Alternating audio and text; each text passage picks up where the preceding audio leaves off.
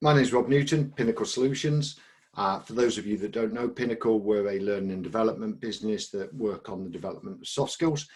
We have a range of customers varying from small independent SMEs through to large international businesses. So what we thought we'd do was basically put together a few short presentations just with some ideas and tips that we use within our training workshops, and then just share them to people, hopefully to give them a little bit of food for thought during these unprecedented times. What I'm just going to do, just going to share my screen with you. So we've put together a very short presentation. I hope people can now see that. First slide is just a little bit of a brief introduction, gives you a bit of a feel for who Pinnacle are. What we're going to be talking about today is just on leadership, and then also a little bit on communication, how we need to change our way of communicating during, as I said, these changing times at the moment. So one of the things I want you to think about just as we go through the presentation is just on your own personal leadership skills. When we think of all the truly great leaders there's been over a period of time, you might be working for a fantastic leader at the moment. Try and think about what the skills and what the attributes are that they have and how they display them, especially how they display them when times aren't going well.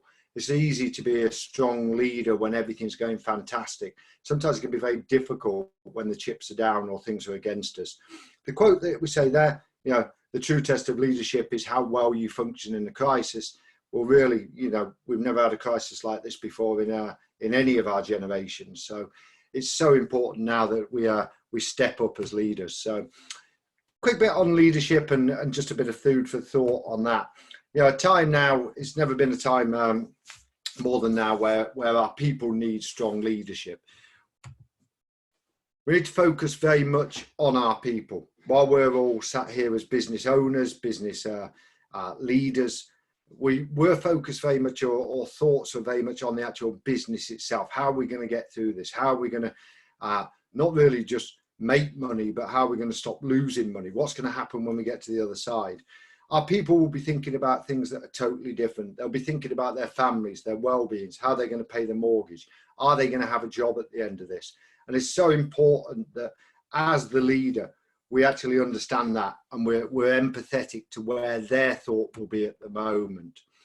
The size of the business doesn't matter, whether you're a leader who's employing one person or whether you lead and manage a department or a company that employs thousands. Every one of our people at the moment needs leadership. They need somebody who's there at the forefront of their business, somebody that's helping them, somebody that's protecting them and helping them on the way through. Most people, as we know, fear change. You know, our lives are very habitual. Most daily routines consist of approximately 50% habit. When these habits are disrupted or when things change, it is extremely difficult for people. Routines and habits are great. We don't have to think about them. All of a sudden, we've gone from a very structured day to literally waking up in the morning, especially people who are maybe furloughed at the moment, and thinking, I've got 12 hours of time. What am I actually going to do with that? So what we need to do is help people through this time of change, help them to get over the fear, help to reassure them as well.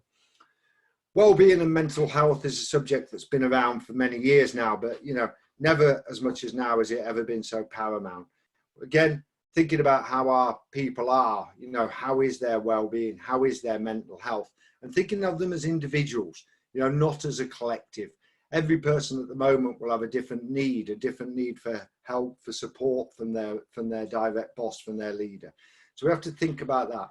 But think about the well-being of them. How are they coping? Not just how are they coping with the side of things of what's happening from work point of view, but how are they coping as well with what's happening from a personal point of view, from a home life point of view. Being empathetic and being understanding is so important at the moment. Thinking back to the time when we held the position that some of our people did, when we were in their boots, or if we were in their current situation. I always think at the moment, you know, if I was in the situation where I'm living with a family of, you know, 3 children and my wife, and we're in a flat and I can't get out at the moment, how's that actually going to make them feel? How's it going to make them function at the moment? We have to try and have that understanding of that. So looking at some of the things on the communication side of things, The importance of communication at the moment has never been greater. We have to think that we need to be in touch with our people. While people may be furloughed, while they may be working remotely, we don't have to, or we have to ensure that we don't forget they are still our people, they're still our employees. And we need to make sure that we're communicating with them and communicating in the right way and also on a regular basis. We need to get back to conversation. As a nation or as a world, basically, we seem to have moved over to the fact that it's so much easier just to send an email. The problem with emails is they're very impersonal, they're very one way, they can be miscommunicated. The other thing that an email doesn't do, while it's great for communicating facts, figures, short, to the point subjects, we don't get any feeling really in it. And of course, we get nothing back as well. So thinking about getting back to whether that be over the telephone or face-to-face remotely, I mean, you know, face-to-face using things like FaceTime, using Zoom, etc. We need as leaders to be available to our people and to be there for advice as well. A lot of people will be extremely worried at the moment, and they will be listening to the news, they will be reading things on websites, and they won't maybe understand exactly what the implications of that news or that government document is. We need to be there to help advise them, talk them through from a personal point of view. How is this situation going to affect them? The availability side of things, again, very few people think, oh, I'll pick the phone up and ring the boss. It doesn't tend to happen in our normal everyday sort of working lives. Hopefully with some of us, some of you it does. But people might have a reluctance. They might think, I don't want to bother the boss. I don't want to give him a call or her a call and be a problem to them. They need to know that at the moment, they're the most important thing to you, and you're there to help and you're there to advise. We need to be human. You know, so important. Again, being the human leader, being the human manager, and being there for our people, showing that you've got feelings, you've got empathy, you have understanding of where they are at the moment. You need to understand your audience as well. Different people receive information and need information in a different way. Everybody will have different needs. Some people will want to know the facts, the figures, the ins and outs. Other people will just want an overview of something. We also have to think as well about how we communicate as well. I put getting down with the kids. I've personally had to learn new ways of communication over the last 3 to 4 weeks. Basically, I've had to think how I communicate with somebody who's, one of my team is in their mid-50s to one of my team who's 19 years old. They're different, they're totally different. The way that they communicate in their day-to-day existence is totally different. So we have to think about the mediums that we're using. So what we've put together is a couple of, or basically 10 quick tips on the communication side of things. Just going to run through them. Many of these you'll already be doing. None of them are trying to teach people how to suck eggs, but they're just a few points or advice. So as a leader, as I said before, be available to your people. It's vital that your team know that you're there. You're there to talk to them. You're there to answer questions. You're there to help as well wherever possible. And you're there also just sometimes to listen. You know, again, one of the biggest skills of a leader is being a good listener, being able to listen to your people, being the person that they can talk to maybe when they've got nobody else to. We'll have a lot of people at the moment who have been furloughed, who literally they're sat on their own in a house, a flat, etc. Very few people to communicate with on a daily basis. So they might just need somebody to talk to. So talk to your people individually rather than emailing them. Again, pick the phone up. You know, this allows you to answer any personal questions. It allows them to ask personal things. Obviously, it enables you to offer help and offer reassurance, and very much on a one-to-one basis, but also, again, being that human leader as always. Use FaceTime, use Zoom or similar types of product to communicate with your team. Again, this is about being visible. You know, people like and need to see a face, to hear the person speaking. So Zoom is a fantastic medium. I wish I'd invested in some shares of it many years ago because it's going to go through the roof. But think about the side of communicating with you, with individuals or with your team where they can actually see you as well. Set up regular Zoom meetings with your team. With this, you know, focus on the people aspect, not necessarily the business side of things. Yes, there will be a need to discuss business, but think about the personal side of things. Again, it's coming back always to that human element of things. We're currently having a Zoom meeting every other day.